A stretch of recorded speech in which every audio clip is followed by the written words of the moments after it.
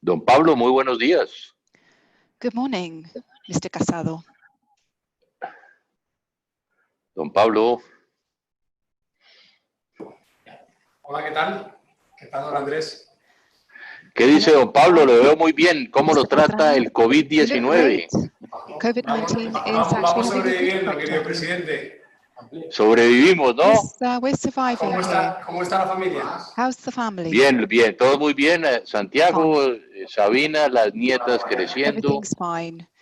La otra niña en España, otra en Estados Unidos. ¿Cómo está la familia, Pablo? Daughter in the States, another in Spain. How's the Todo family? bien, aquí preocupados porque ya sabes que las cifras han sido muy malas. Pero bueno, ahora vamos a ver si conseguimos que haya una recuperación económica mayor. Eso esperamos, eso esperamos. Ya Gracias por llegó la don Luis. invitación, Hola. ¿Ah? No, a ti gracias por estar señor presente. secretario general. Hola, Señor secretario, ¿qué tal, Luis? ¿Cómo andan? ¿Cómo les va? Bien. Enhorabuena por la reelección. Gracias, salió bien al final. Felicitaciones, sí. Todos felicitaciones a don Luis. ¿Ah? Bien, vamos arriba. Bueno, yo creo que ya estamos listos, ¿cierto? Yo creo que ya podemos comenzar. Cuando digas. Okay, I think we can start.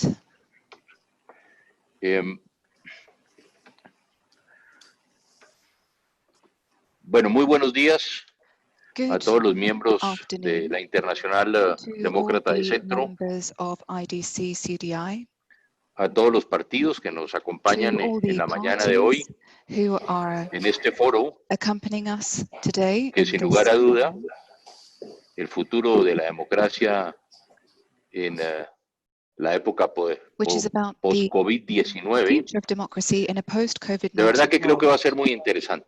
And I think Un this poco will be a para very interesting comentarle session. al secretario Almagro, Pablo, quiénes somos la Internacional Demócrata de Centro.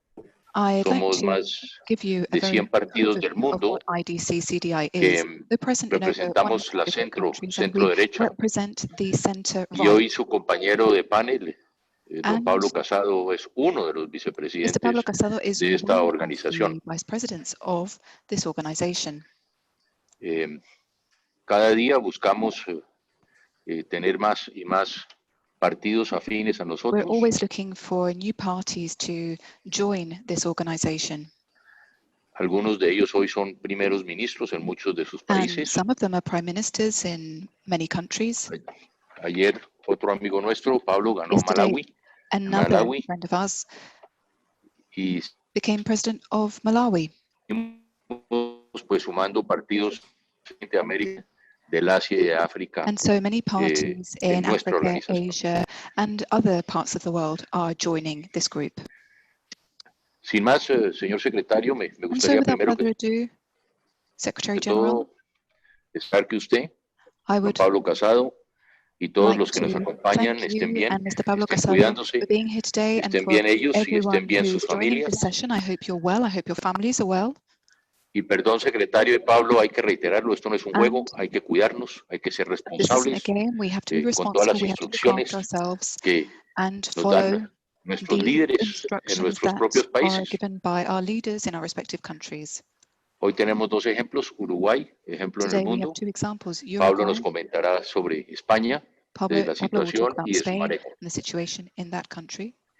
Hoy, From secretario his Pablo, solo perspective. seré un moderador. Yo lo que quiero es que hoy Today ustedes I estén will just be acting as a expresando moderator. sus ideas I'd frente a like estos you temas. to present your ideas about this topic Hoy, today. para todos los amigos que nos está And acompañando, y le for quiero all of agradecer de those who forma are especial following us a today, Luis I'd Almagro, secretario de la particularly like to Organización de thank Estados Luis Americanos, Almagro, the Secretary y a General of Pablo OAS, Casado, and Pablo presidente del Casado, Partido the President Popular de of the España. Partido Popular in Spain. Gracias por estar con nosotros. Thank you very much for La being with us idea today. es darle la palabra The idea primero a don Luis is Almagro, first to give the floor posteriormente a to Pablo Luis Almagro, Casado. and then to Pablo Tendremos, Casado.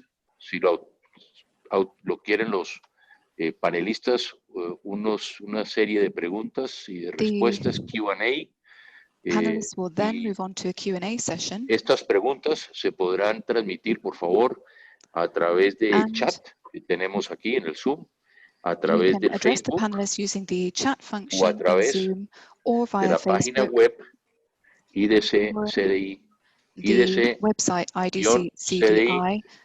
So it's idc/cdi.com. El máximo, para conocimiento de los que nos acompañan será máximo de 1 hora 15 minutos por los So we will be compromisos here que tiene for tanto an el hour and a secretario quarter, como given Pablo the Casado. commitments that both the Secretary General and Pablo Casado have today. Ahora yo iniciaría diciendo que So I'd like to start precisamente ahora me by corresponde saying that, el placer de introducir en este foro first of all, I'd a like don Luis to Almagro.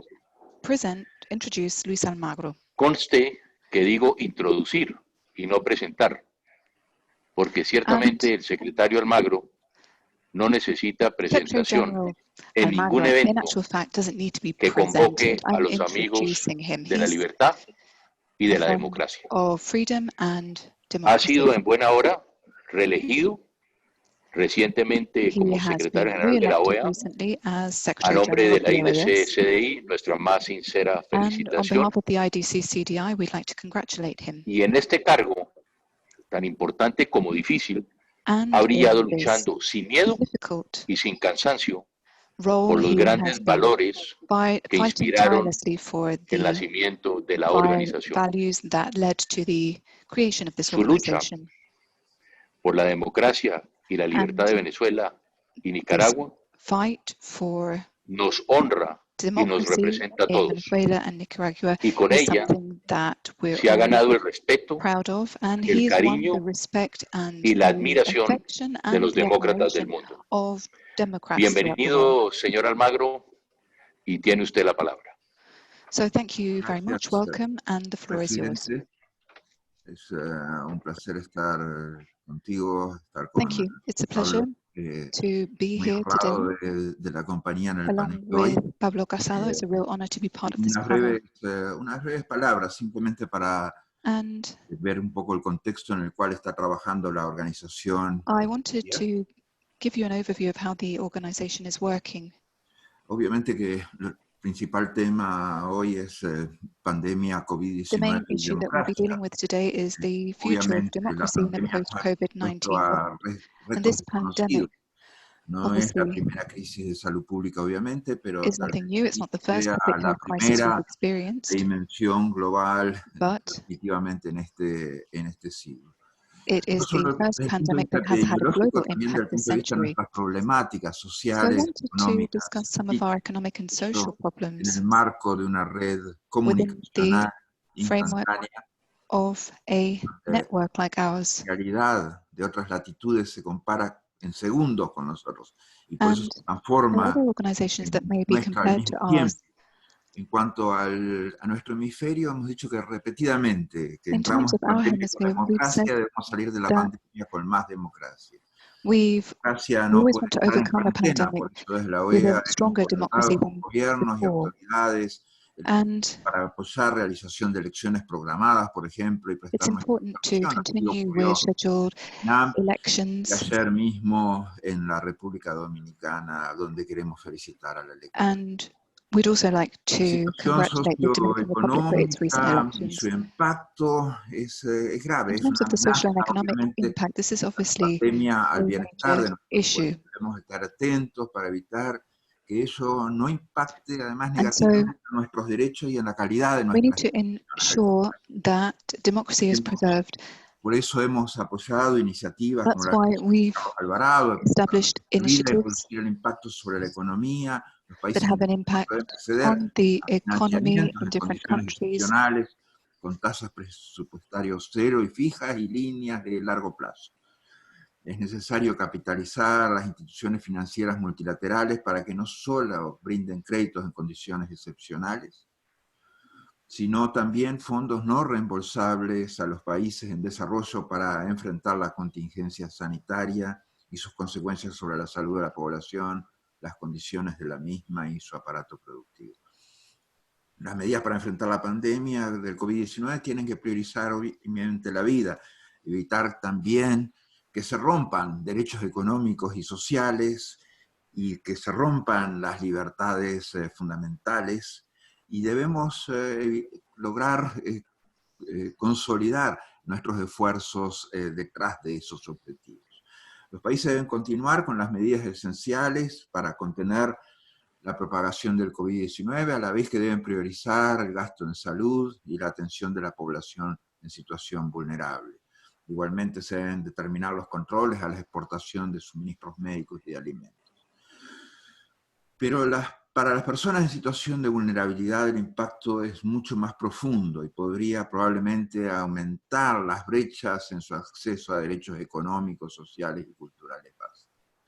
Sabemos que los sistemas políticos van a sufrir, que nuestros tejidos sociales van a sufrir, pero no podemos emerger de esta situación ni menos democrático, ni nuestros pueblos con menos derechos.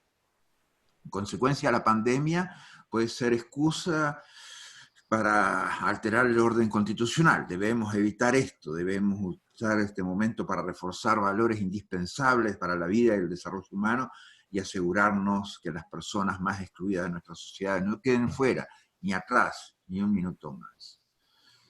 Debemos tener claro también que no debemos inventar dictaduras donde no las hay.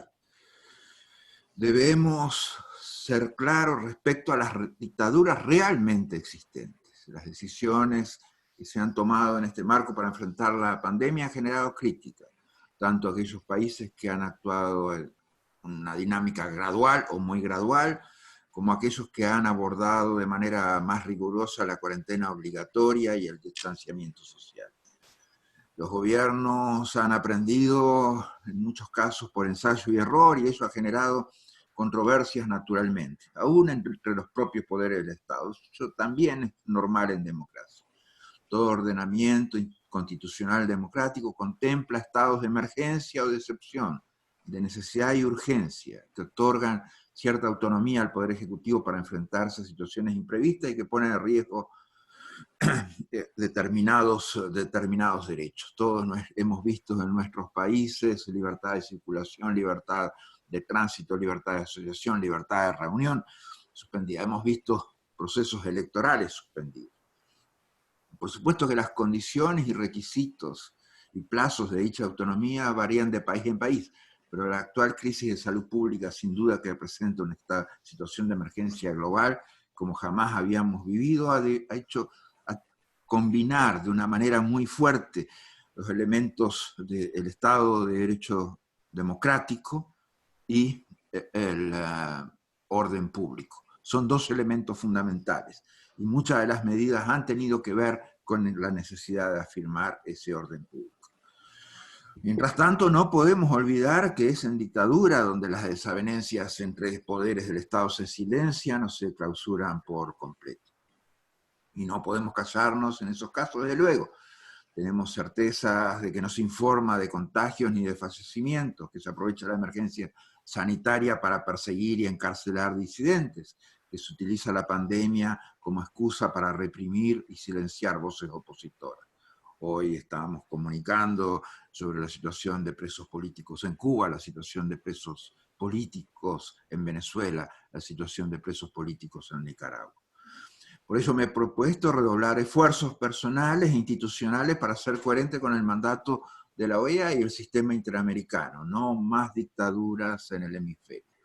La democracia definitivamente forma parte de nuestra identidad. Nuestros países en la región nacieron a la vida independiente y nacieron como democracias, por lo tanto no podemos admitir un doble estándar al respecto, no podemos ser indulgentes respecto a las dictaduras. Definitivamente esperamos que la presión sea cada vez más fuerte sobre las dictaduras. Tenemos que seguir trabajando para asegurar los derechos de la gente, tenemos que seguir asegurando presión sobre las dictaduras para que las mismas terminen entregándose, que algunas llevan décadas. Cada día adicional de una dictadura es más hambre para nuestros pueblos, porque esos sistemas son sistemas fracasados. Aparte de perimidos, arcaicos y anacrónicos, son sistemas fracasados. Son sistemas que no han podido asegurar un aparato productivo sostenible. Son sistemas que no han podido asegurar los derechos económicos y sociales básicos a los pueblos. Son sistemas que definitivamente, cuanto un día más pasa, generan más hambre para la gente, generan más falta de derechos para la gente, generan peores condiciones de vida. Por lo tanto, concentrarnos en retornar los derechos a la gente, retornar la democracia a los pueblos es fundamental incluso para que haya justicia. Para Venezuela, por ejemplo, cada día más de Maduro significa más hambre, éxodo y enfermedad, y menos ley. Todo eso magnificado trágicamente por la pandemia. Gracias Andrés, gracias Pablo por esta oportunidad de este diálogo y de esta conversación con ustedes.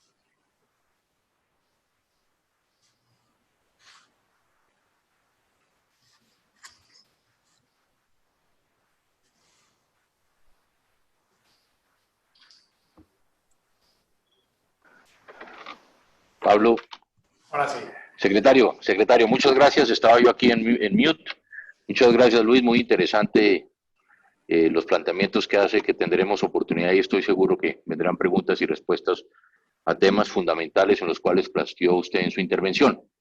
Ahora le voy a dar la palabra a don Pablo Casado. Pablo es sin duda uno de los jóvenes o más jóvenes líderes europeos del momento. Pablo, como lo dije, es vicepresidente de esta organización, de la IDC-SDI, pero además, y lo más importante, es el presidente del Partido Popular de España. Pablo es licenciado en Derecho, cuenta con una larga experiencia en política, pues ya desde muy joven, con tan solo 19 años, formó parte de las nuevas generaciones del Partido Popular en la Comunidad de Madrid, de la que fue 8 años presidente, ganándose por su importante labor la sucesiva confianza de importantes dirigentes del partido. Yo Pablo ya lo conocí hace muchos años, muy joven. Yo también era joven, también en esa época, lo que pasa era que Pablo era mucho más joven, al lado de nuestro común amigo, el expresidente José María Aznar. Y ya en el 2017 inició su primera experiencia internacional en defensa de la democracia. El secretario Almagro viajó hasta Cuba, donde se reunió con disidentes del castrismo y con líderes como Osvaldo Payá. Ha ejercido como diputado en la Asamblea de Madrid entre el 2007 y el 2009 y ya en el 2011 entró a formar parte como diputado por la capital, miembro del Congreso de los Diputados en más de 4 legislaturas de las Cortes Generales. En julio del 2008, su partido, con un importante número de apoyo de los votos de los compromisarios, reemplazando así a nuestro querido vicepresidente Mariano Rajoy. Fue impulsor de una novedosa plataforma electoral registrada con el nombre de España Suma. Claro defensor de la importancia de la hispanidad, hace 2 días pedía en varias intervenciones para los próximos comicios autonómicos españoles la unidad entre los demócratas, y lo hace tanto en España como cuando se refiere a la comunidad internacional. Por ello, en su larga experiencia como defensor de la más amplia y sólida democracia, seguro que aportará junto a nosotros en esta jornada post-COVID fórmulas para limitaciones en algunos continentes afectados, así como líneas de aseguramiento de una democracia global. Pablo, entonces tienes la palabra. Muchas gracias por estar con nosotros de nuevo. Muchas gracias, presidente Pastrana, y gracias, secretario general Almagro. Gracias, Luis, gracias, Andrés, y gracias a todos los que están conectados a este webinar de la IDC, organización a la que tengo el placer de pertenecer y ahora la responsabilidad de representar.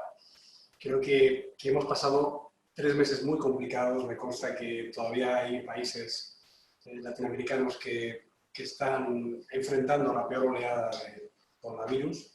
Aquí en España, como saben, se ha pasado mal. Somos el país del mundo con más muertes por población relativa, con más sanitarios contagiados, y también, según la OCDE, vamos a ser el país dentro de la organización con peor recuperación económica.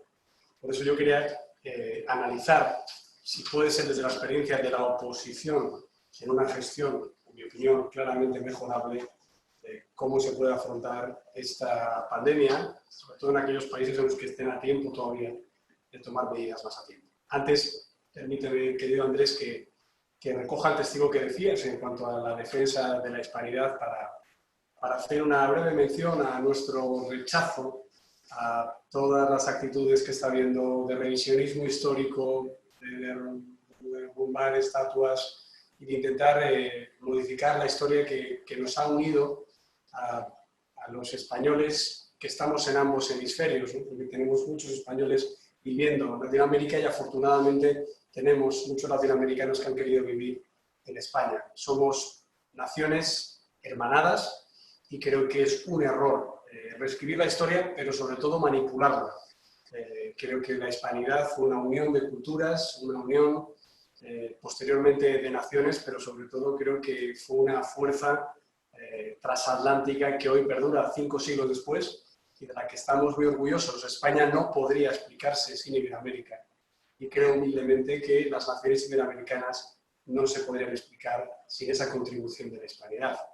Hay historiadores que dicen que después de la romanización fue uno de los hitos más importantes de la humanidad en cuanto a unir ambos continentes y creo que ahora ninguna desgraciado y condenable y terrible incidente como ocurrió en el asesinato de una persona de color en Estados Unidos puede empezar a levantar esos libros de historia que tanto nos unieron.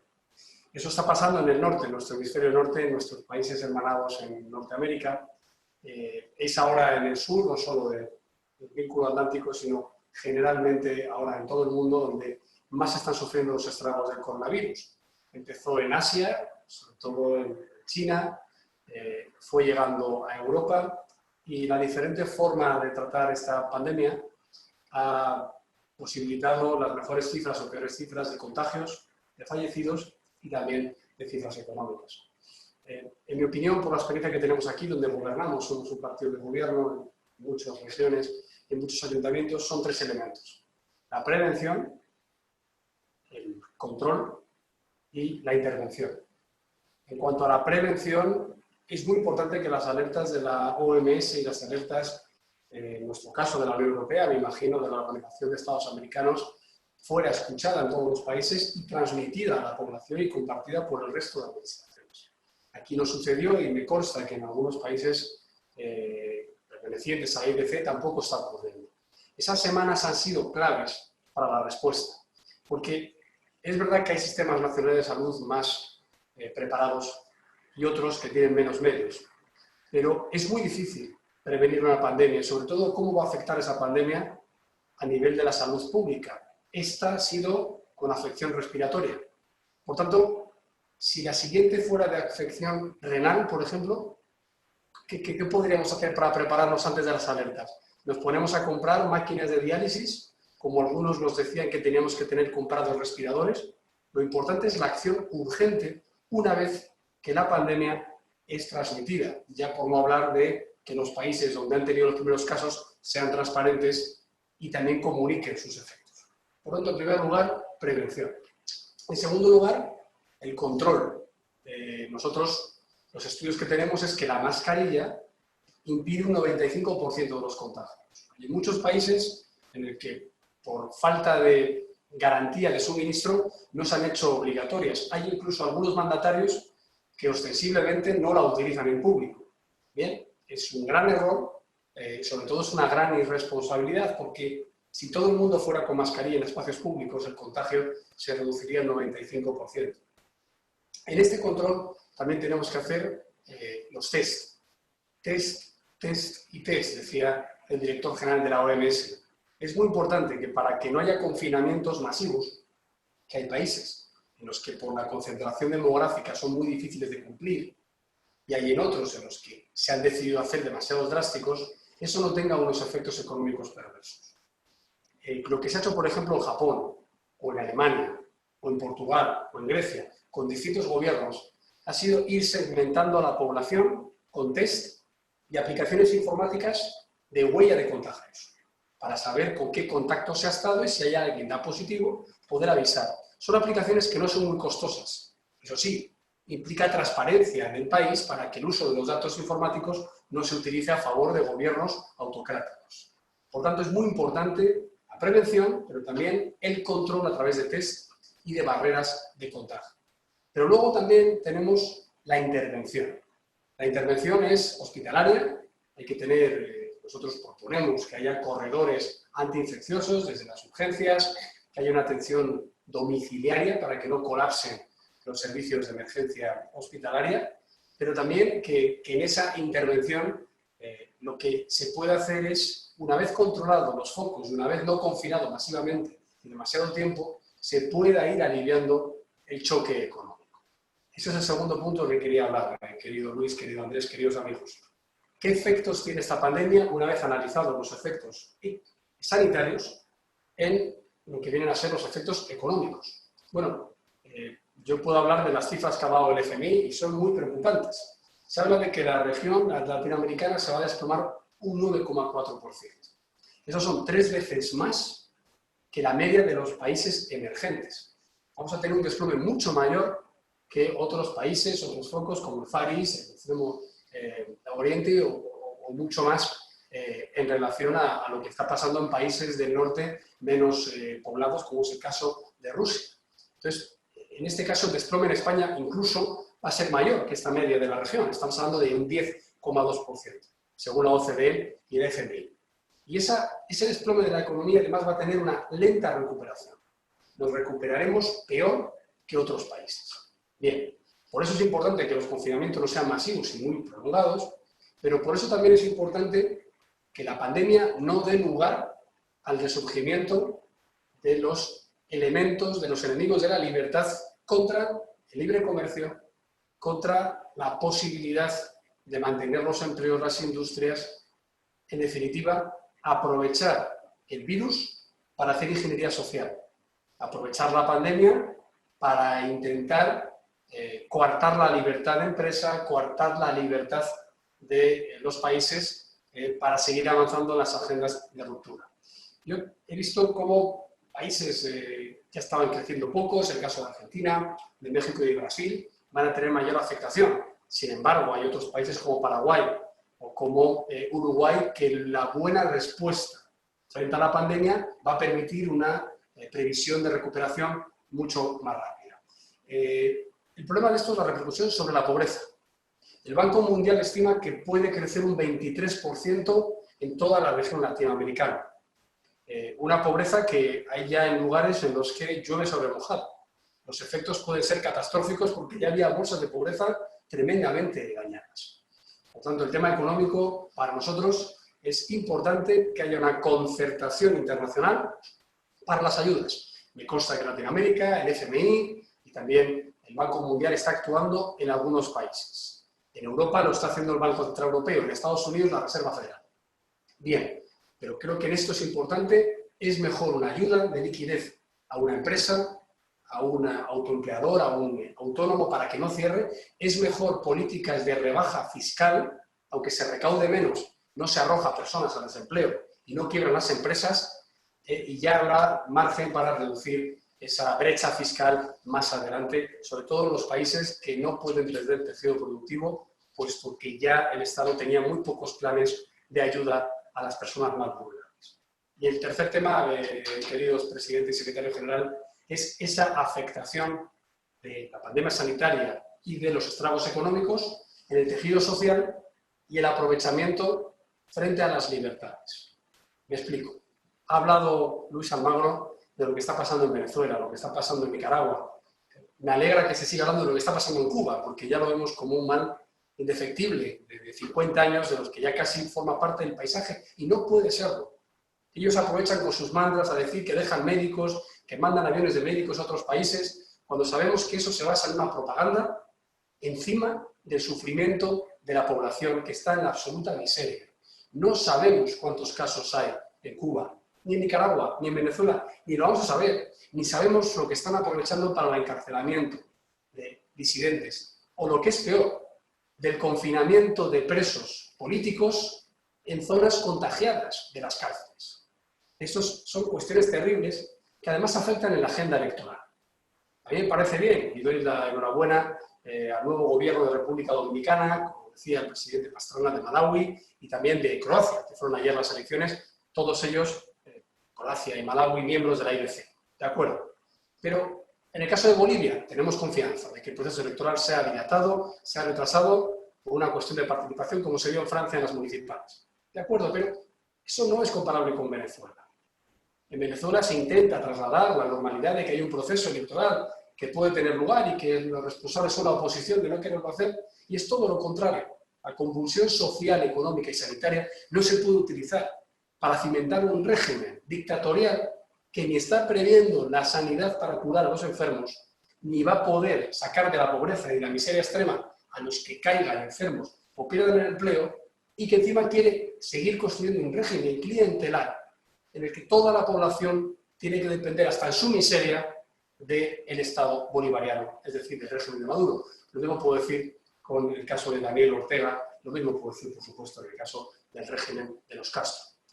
Esa libertad se empieza a perder con las normas no escritas, como decía el último libro de Ziblatt y Levinsky, Cómo mueren las naciones. Esas normas no escritas que en las pandemias, al margen de las constituciones, al margen de la legislación sanitaria, al margen de la legislación social de las pandemias, empieza a emerger. Y eso yo creo que es algo que tenemos que tener muy en cuenta y es algo que tenemos que reivindicar con la colaboración internacional y, por supuesto, con el amparo de organizaciones como la IDC y de la Organización de Estados Americanos. La libertad no puede estar en cuarentena. La libertad no puede recibir otro virus, además del totalitarismo dictatorial, otro virus a través de una pandemia. Creo que es momento de fortalecer nuestros lazos y de seguir condenando estas agresiones.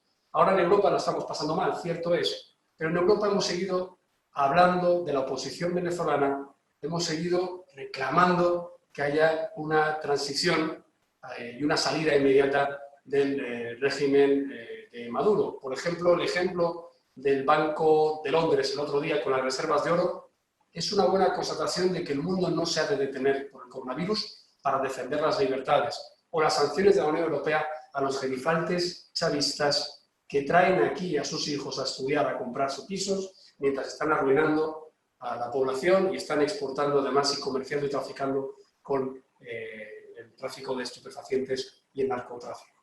Por eso yo quiero acabar estas palabras dándole la enhorabuena a Luis Almagro por la valentía que ha demostrado siempre.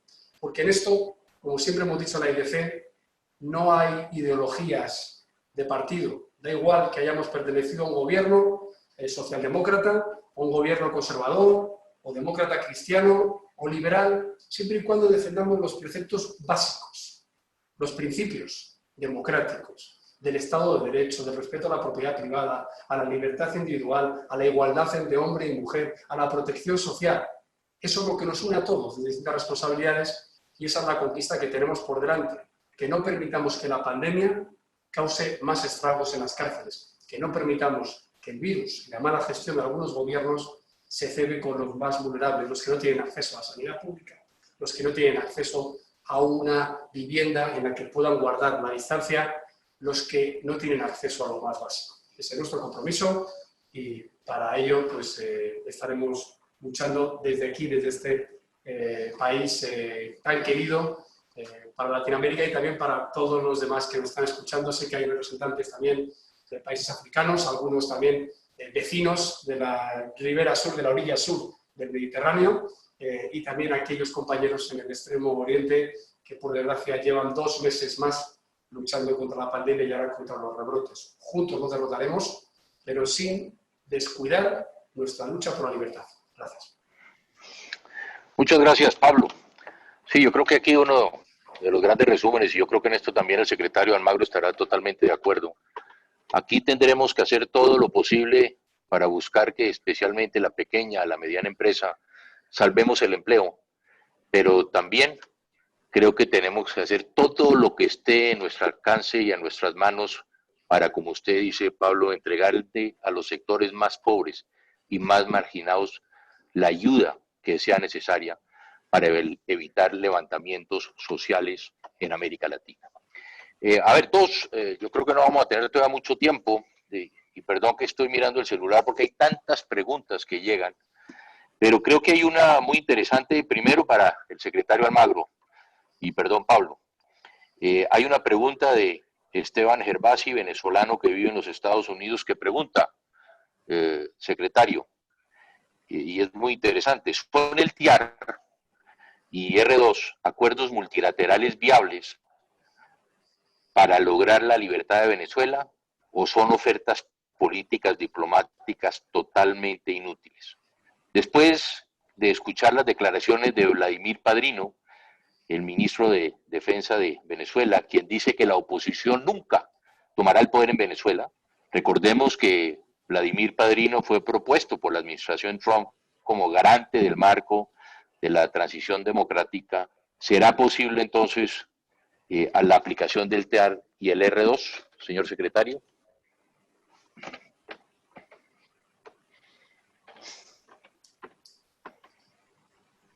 Todos los instrumentos del derecho internacional son claves y deben estar disponibles para lograr una solución en Venezuela. Y yo empezaría más que nada por la justicia.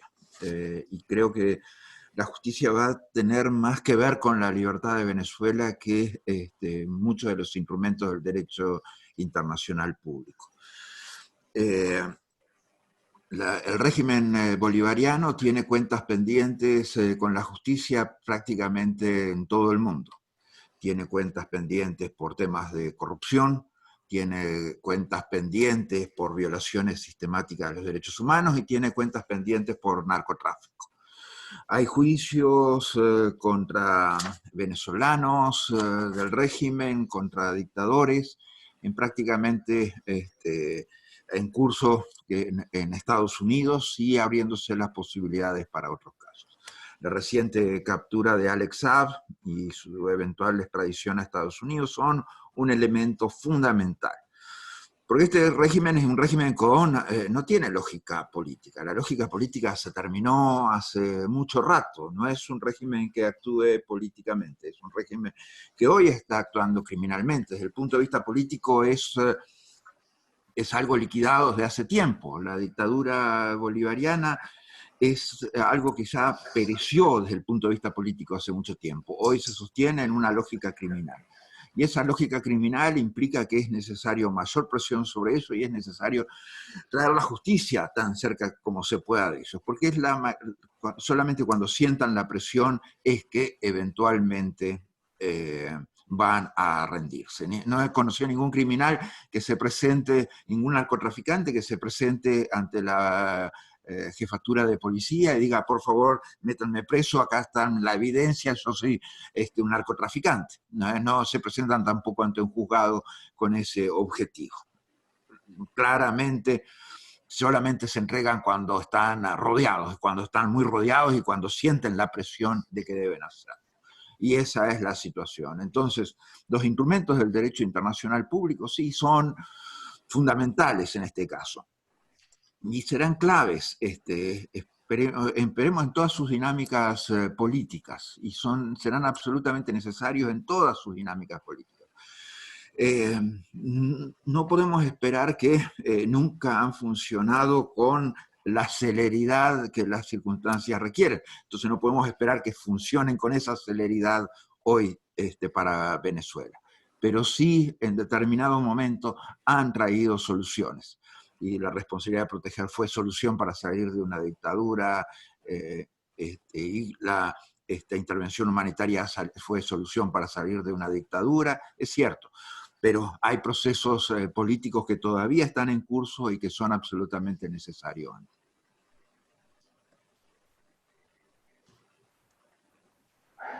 Secretario, usted toca ahí un punto muy importante y yo creo que puede cambiar la geopolítica en América Latina. Es lo que yo he denominado, secretario, la joya de la corona, Alex Saab. Alex Saab es quien ha manejado la plata del régimen, Pablo. Alex Saab es quien ha manejado el oro. Alex Saab ha manejado el petróleo, ha manejado la comida. Es el que ha financiado, secretario, a Hezbollah. Era el encargado de la financiación de Hezbollah en Venezuela. Y algo también para nosotros muy preocupante es el encargado, y fue el encargado de infiltrar los organismos de inteligencia de Colombia, pagando a generales, oficiales y altos oficiales de la inteligencia colombiana para que Maduro pudiera tener información. Por lo tanto, ahí yo creo que está la joya de la corona. Ojalá, secretario, llegue Alexa, como todos esperamos, rápidamente a Estados Unidos y de esta manera poder saber todo y conocer los secretos del narcodictador Nicolás Maduro. Nos están viendo de muchos lados, hay muchas preguntas, no creo que tengamos, yo creo que solo voy a poder hacerle una pregunta a Pablo Casado. Pablo, esta pregunta viene de Armen Asotian, desde Armenia. Y pregunta nuestro amigo de Armenia, el mundo político se está convirtiendo más geopolítico en vez de basarse en valores. Considerando los valores como debe la comunidad internacional combinarlo con los intereses democráticos del orden global, la pandemia ha revelado flaquezas e incapacidades de los gobiernos populistas para atajar la pandemia adecuadamente y por otro lado sirve de pretexto para vaivenes antidemocráticos en países como Armenia. ¿Cómo pueden las organizaciones internacionales controlar y prevenir más efectivamente estos vaivenes antidemocráticos? Bueno, muchas gracias por la pregunta. Voy a decir algo políticamente incorrecto, porque yo lo vengo sufriendo aquí en la oposición. No quiero hacer un paralelismo, aquí tenemos un gobierno plenamente democrático, legítimo, legal y con el que hemos además contribuido a salir de este problema. Pero es verdad que los gobiernos tienden a decir la unidad, la unidad, la unidad, la unidad para salvar cualquier pandemia, lo cual es positivo si no se convierte en uniformidad. Yo estoy convencido que para las pandemias o las crisis económicas no todo es unidad, porque si no todos los países optarían por ser regímenes no democráticos, donde evidentemente hay una unidad solo en torno al gobierno. La oposición es esencial para decir lo que se puede mejorar, para criticar y censurar lo que se ha hecho mal, para prevenir comportamientos, como yo decía al principio, en comparación con otros países, que se pueden implementar. El riesgo de las autocracias ahora es que ellos se revistan de la eficacia que les da la supuesta unidad, es decir, la uniformidad, es decir, el no tener alternativa ni oposición. Esto se ha podido ver, o ha habido, por ejemplo, desde Estados Unidos, críticas a China. Ha habido críticas desde los países del Cáucaso a Rusia. Y, por supuesto, que criticamos, y lo critica el secretario general de la OEA, críticas a países dictatoriales como Nicaragua, como Cuba y como Venezuela, que todavía tienen la desvergüenza, si se me permite esta expresión, de presumir que gracias a ese Estado único, omnímodo, están saliendo mejor de la pandemia. Eso es algo que no podemos tolerar por definición, por base de principios democráticos. Pero es que además los hechos les quitan la razón, ¿no? Y en este caso yo creo que es importante, como bien decía la pregunta, que la pandemia no dé paso a otros problemas de índole democrático. Es verdad que las pandemias siempre han tenido un efecto transformador. Lo tuvo la última gran gripe a principios del siglo XX, la mal llamada gripe española, porque como bien saben ustedes no surgió en España, sino que España fue el primer país que denunció esta pandemia y la puso en conocimiento del orden global, pero lo hemos visto incluso en otras cuestiones no relacionadas con la salud pública. Hace apenas unos meses conmemorábamos el 30 aniversario de la caída del muro de Berlín. Fue un acontecimiento político que cambió el paradigma económico de decenas, me atrevería a decir, incluso de más de un centenar de países. Bien, las Torres Gemelas, un acontecimiento terrorista que cambió la forma de viajar, la forma de interactuar, las defensas de los países, cambió también presupuestariamente el esquema gubernamental, con mucha afectación en los fondos, la cooperación y los fondos para luchar contra la pobreza. Los países se tuvieron que rearmar en seguridad, en inteligencia y en contraterrorismo. Por tanto, ¿cómo va a afectar esta gran epidemia después de haber sorteado en los últimos años el mundo desarrollado amenazas que no llegaron a ocurrir? La gripe aviar, ¿lo recuerdan?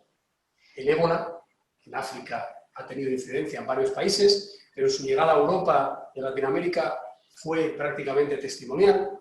Lo hemos visto también con cuestiones relativas a las supuestas mutaciones del virus SARS. Aquí en España, por ejemplo, llegó en el año 2003. Esta es la que de verdad ha tenido una afectación en todo el esquema productivo y sanitario. Entonces, yo lo decía al principio, y por no perder mucho tiempo lo dejo enunciado. Esto no puede dar cabida a prácticas proteccionistas en el entorno comercial. Si hacemos una encuesta ahora mismo, los países han hecho mucho más proteccionistas. Es verdad que habrá que tener cierta industria nacional sanitaria en cada país, porque se ha visto que hay falta de avituallamiento, de estocaje. Cierto, pero no podemos volver a la autarquía, porque se ha demostrado a lo largo de la historia que empobrece más que el libre comercio ha permitido el crecimiento, muy en especial de Latinoamérica. Durante la última crisis, la gran crisis financiera, Latinoamérica creció mucho más por la exportación de commodities, por la exportación de materias primas. Ahora mismo sería muy egoísta cerrar esos mercados a los países, incluso más humildes, de acuerdo de los africanos. Si ahora mismo no queremos comerciar con el sector primario, agrícola, pesquero de África, mal negocio van a hacer los africanos, aunque les demos un 0,7% de fondos para la investigación o el tratamiento médico del COVID. Ellos necesitan poder exportar, necesitan poder crear una clase media, necesitan, y solo así lo harán, crear la institucionalidad para poder subsistir no solo con ayudas externas. Quien habla del proteccionismo habla de los nacionalismos.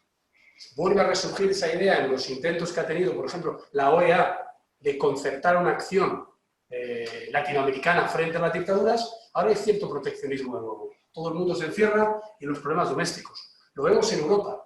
Resurgen los nacionalismos que tanto dolor dejaron hace un siglo. Resurge en el propio Estados Unidos una concepción de política internacional mucho más hacia adentro, y lo vamos a ver incluso en las alianzas comerciales asiáticas. Mi opinión es, no debería esto tener una limitación hacia los nacionalismos, hacia los regionalismos. La globalización, en mi opinión, sigue siendo positiva. Aunque viajemos menos en avión, aunque hagamos más videoconferencias, seguimos en un mundo interrelacionado que no se puede encerrar en sí mismo. Y lo último, los populismos, ¿no? Proteccionismo, los temas relacionados con los nacionalismos y los populismos, que es la pregunta. Ahora viene el caldo de cultivo.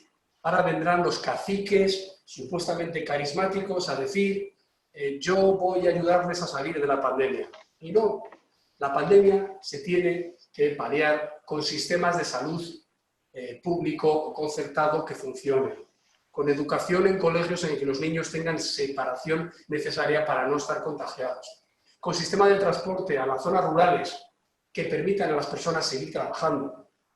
En definitiva, con lo que hemos peleado siempre desde la IDC, con lo que ha peleado siempre la OEA, la pandemia no puede lastrar, no puede ser un palo en la rueda de ese fomento de nuestros principios, a pesar de que algunos, los populistas, van a intentar decir esto no funciona con el sistema democrático, vote un sistema totalitario o al menos de partido único para cobijarle frente al virus. Eso sería un error y sería, yo creo que, el peor legado, más allá del dolor, de la muerte, del paro, de la destrucción económica. El peor legado es que la pandemia dejara un reguero de sistemas fallidos democráticos y de nuevas dictaduras o pseudo dictaduras.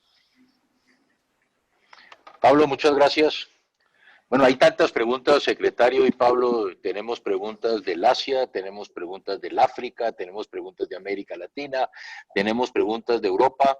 Yo tengo un compromiso tanto con el secretario como con Pablo que no los voy a llevar más allá de hora y cuarto, hora y media.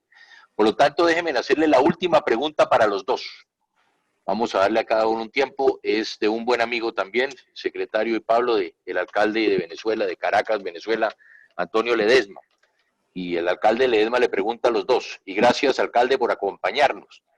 ¿Qué evaluación tienen del proceso en la Corte Penal Internacional contra Maduro por los crímenes de lesa humanidad?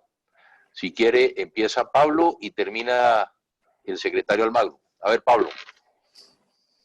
Probablemente tenga más información el secretario general. Nosotros, como bien sabe Antonio, estamos llevando toda la acción europea a través de un buen amigo de todos nosotros, que es Leopoldo López, padre, que es eurodiputado del Partido Popular y que representa no solo a su hijo y al presidente Guaidó, sino a toda la oposición, que yo desde aquí les mando un ánimo de que sigan unidos, ¿no? Que no se dejen dividir, que no lo consigan. La unidad en torno al presidente Guaidó, el reconocimiento internacional, el sacrificio de Leopoldo en el cautiverio y, por supuesto, de los presos políticos torturados, asesinados, exiliados a través de la frontera colombiana. Querido Andrés, no puede caer en saco roto. Hay una unidad de acción que nosotros en Europa estamos intentando, con muchas dificultades en España, llevarlo a cabo. Muchas dificultades porque el vicepresidente del Gobierno de España, Pablo Iglesias de Podemos, es un gran amigo de Maduro es un gran aliado del chavismo, incluso en los países de la órbita del ALBA durante los últimos 10 años, en el Ecuador de Correa, en la Bolivia de Evo, y por supuesto en todo lo que ha pasado en Venezuela con Chávez y con Maduro. Y sinceramente, pues no nos lo pone difícil, porque la última visita del presidente Guaidó a España, pues como bien saben ustedes, tuvo que recibir el alcalde de Madrid y la presidenta de la región de Madrid de nuestro partido, porque el presidente del gobierno no quiso recibirlo. Pero en esto yo creo que hay que intentar tender la mano. El jefe de la diplomacia europea, Josep Borrell, es socialista, es una persona comprometida con los derechos y libertades, tuvo nuestro apoyo para ser nominado comisario y jefe de la diplomacia europea, y allí creo que el Grupo Socialista y el Grupo Popular, con las dificultades que acabo de decir, vamos a seguir pidiendo sanciones internacionales a todos los activos inmobiliarios, financieros y bursátiles que hayan traído a Europa. Las acciones que se están haciendo a través de la Corte Penal Internacional tienen todo nuestro apoyo, como también lo van a tener en el Tribunal de Derechos Humanos de Europa. Y por supuesto, pues, si la OEA tiene alguna acción a nivel internacional, nosotros como miembros invitados y observadores, que es lo que somos, tanto en la OEA como también en la Alianza Pacífico, que se fue muy activo hace unos 5 o 6 años por los países de la otra orilla del Océano Pacífico en Iberoamérica, van a tener nuestra propuesta, aunque no seamos miembros permanentes. Muchas gracias, Pablo. Secretario. Micrófono. Luis, el micrófono. Estimado Andrés, sí. Listo. Un gran abrazo a Antonio, un gran abrazo a Mitzi, queridos amigos. Sí, nosotros definitivamente sabemos que los procesos de justicia internacional son lentos, que los procesos en la Corte Penal Internacional son lentos, que la justicia internacional tiene sus dinámicas que son más complejas y que obviamente el aseguramiento del funcionamiento de un Estado de Derecho para lograr justicia internacional tiene sus complejidades. No obstante, creemos que la Corte Penal Internacional ha ido más lento de lo que debería. Creemos que la Corte Penal Internacional ha tomado decisiones de investigación basadas en criterios políticos y no en criterios jurídicos. No ha tenido en cuenta la urgencia del caso venezolano, porque es un caso en curso. Hoy, demorar la investigación, demorar órdenes de captura contra el régimen, implican más muertos, implican más torturados, implican más presos políticos. Es un proceso en curso que sigue agravándose, que lo sigue pagando la población venezolana. Significa también más crisis humanitaria, porque siguen utilizando como instrumento de represión política el asistencialismo. Significa más crisis migratoria por los venezolanos que son obligados a salir del país.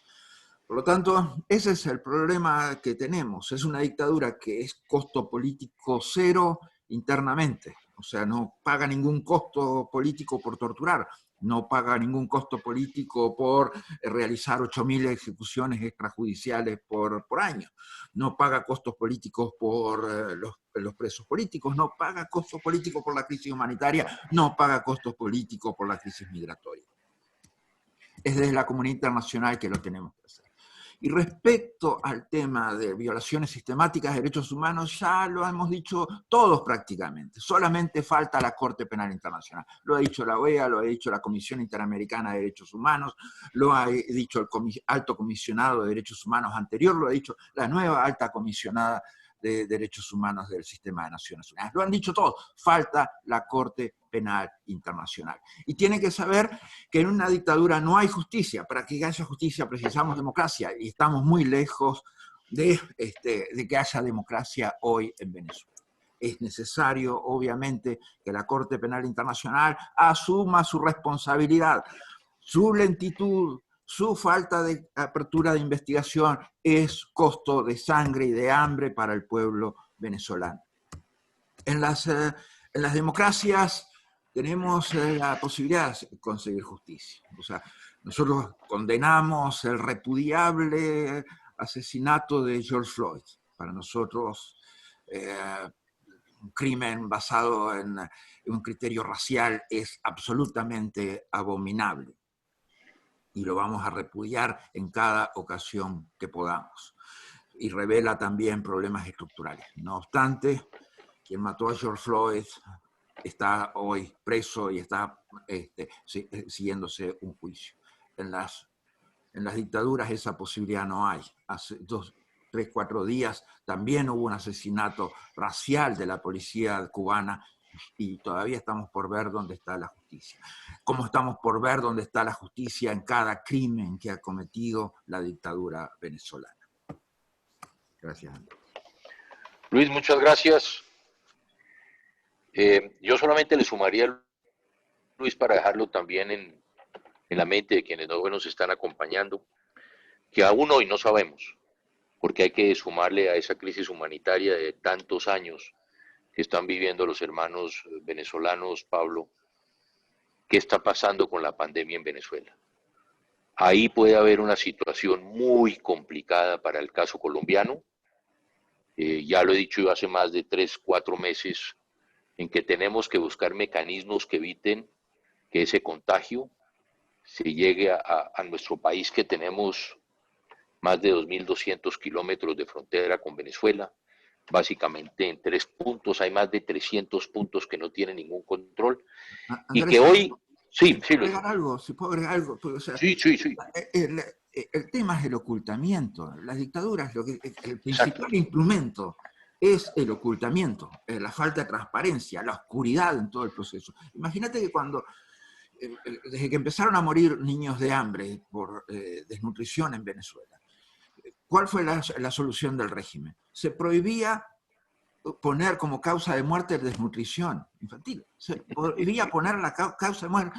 Era ilegal, ibas preso si ponías desnutrición, eras médico y ponías como causa de muerte desnutrición.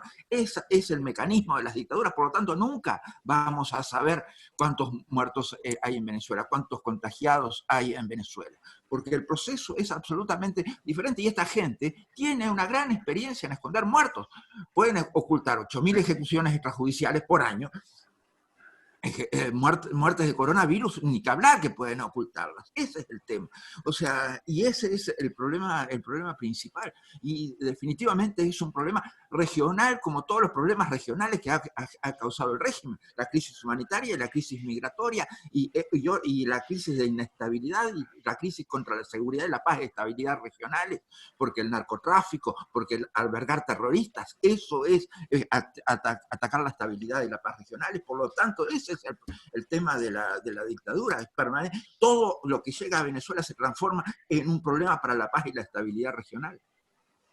Totalmente de acuerdo, secretario, y por eso es que yo insisto en que si tanto el presidente Duque como el narcodictador Maduro tienen como intermediarios a sus ministros de salud, y el intermediario es la Organización Panamericana de la Salud. Es fundamental que la Organización Panamericana de la Salud saque las cifras, esas que nos están escondiendo la narcodictadura. La Organización Panamericana tiene que ponerlas. No sabemos si las tiene. Yo no creo que las tengan. Y por eso la situación que estamos viviendo y que puede vivir Colombia, de que se venga un brote por parte de Venezuela, cuando la gente sabemos, hoy hay más de 5 millones de venezolanos que se han asilado en el mundo, más de 1,5 millones en Colombia, se calculan más de 2 millones en Colombia. Entonces, ahí yo creo, secretario, como usted dice, no podemos seguir permitiendo que nos escondan las cifras para que pueda existir verdaderamente una tragedia humanitaria por esta pandemia en Colombia y en otros países de la región. Simplemente quiero ya agradecerles, secretario Almagro, y a Pablo Casado, su presencia hoy en este webinar. Creo que cumplí con los compromisos de ustedes, agradecerles por su participación en este precisamente el webinar del futuro de la democracia en un mundo post-COVID.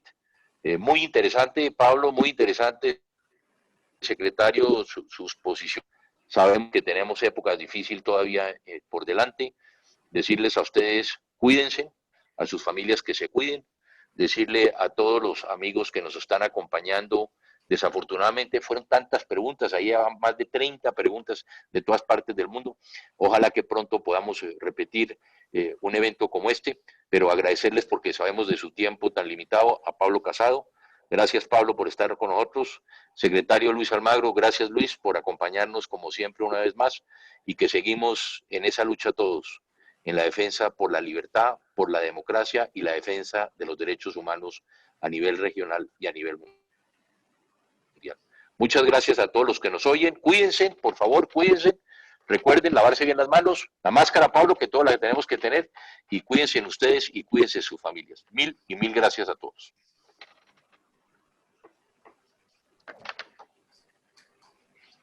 Muy bien, Pablo.